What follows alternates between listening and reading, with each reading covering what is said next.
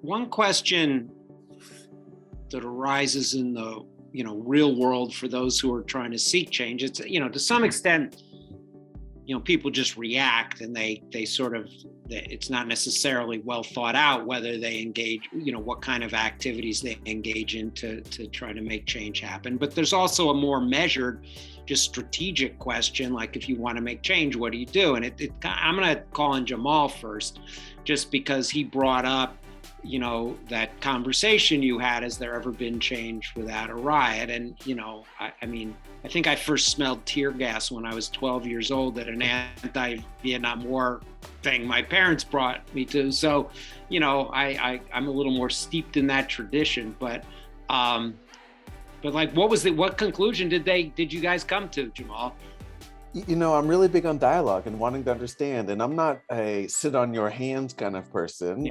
Again, there's a time and place for everything, but it was really difficult to think of what social change has occurred without some major uprising. Like we struggled, and even without the facts, even without good examples, I still was like, but not really knowing. And even in the town that I live in, and we're in New Hampshire, there was the Pine Tree riots in 1772 about, big mast poles being stamped with the British stamp and only allowing, the royal people to chop them down. And like, that was the thing. It wasn't, they didn't talk their way through it. They didn't dialogue through it. It was a major uprising.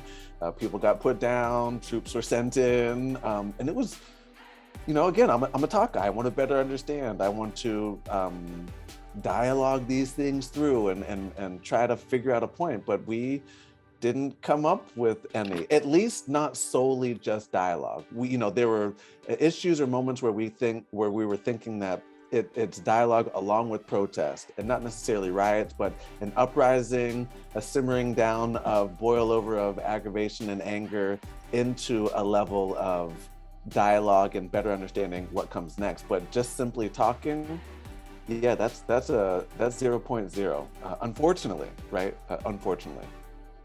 So maybe Nancy, and also, one thing you mentioned, how you measure like how student voting, there's also just voting, right, as a way to make change, because in the end, that's a big way to convey power to people who will make change. So maybe you could work that into the equation too, Nancy.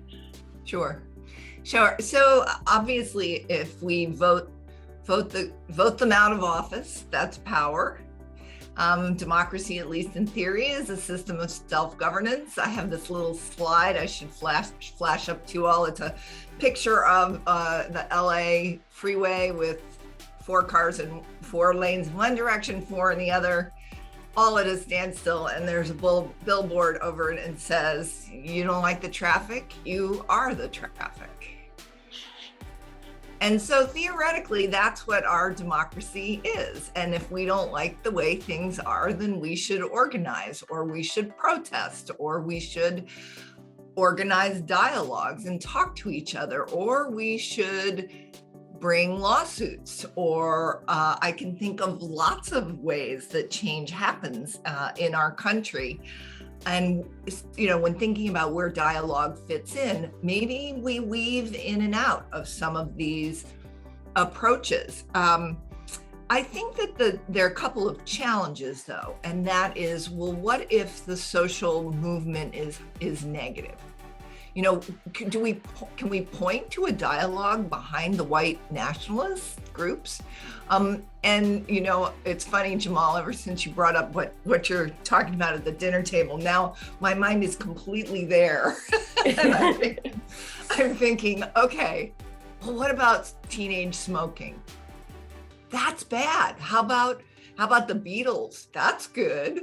So I think there's some catalyst or something that gets things moving, and what those somethings are vary. And I think right now we have a nation that is very moved by disinformation, and we have a nation that is moved by charismatic leaders. I remember when my son was in elementary school, and he was constantly getting sent down to the principal's office, and then I'd be hauled in, and the principal had this little card, and in the four corners were the attributes of each student, and one was positive leader and the other was negative leader.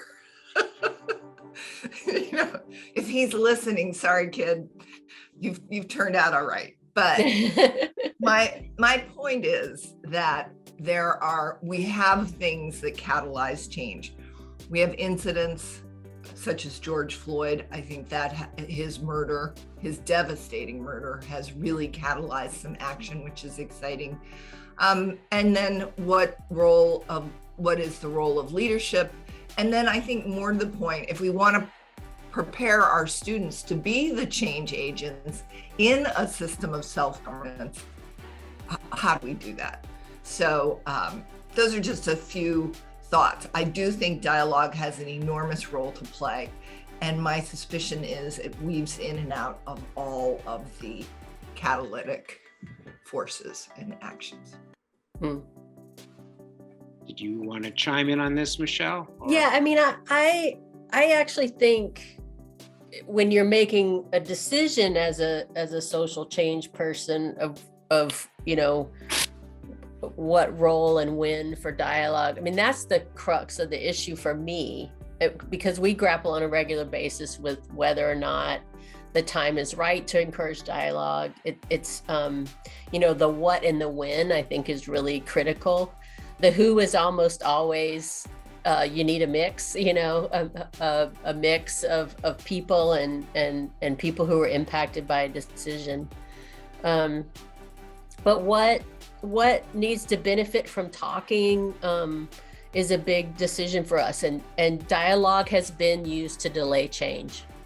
It absolutely has been used to delay change, and we know that. And so there's no question, when you look back in history, people who are being hurt are also being asked to slow down and talk it out.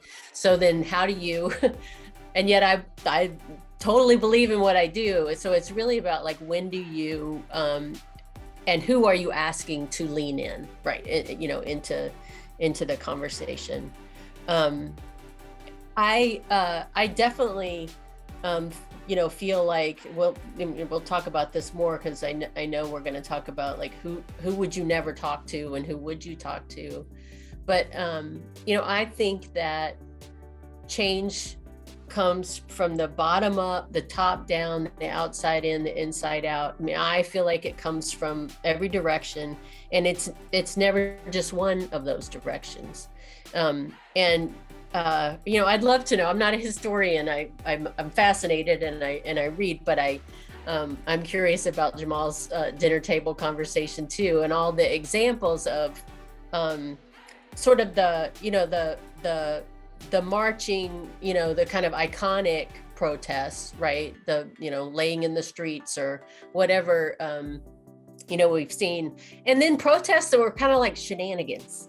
You know, so, you know, in New Hampshire, we have this great story about fighting for civil unions, civil rights for gay and lesbian people, marriage equity. And there's this whole story, I won't go into it, but you can find it on the UNH website, about bidding on a breakfast, you know, a pancake breakfast with the governor, who had been ignoring their requests. And so that's a different kind of disruption, right? It's like you're not playing the game how they wanted you to play it, but there's no violence, and it's kind of creative, actually. So I just think that you know, when I think about change happening all over, there's no doubt, though, that the sacrifice is felt most keenly at the root, and by the people being impacted.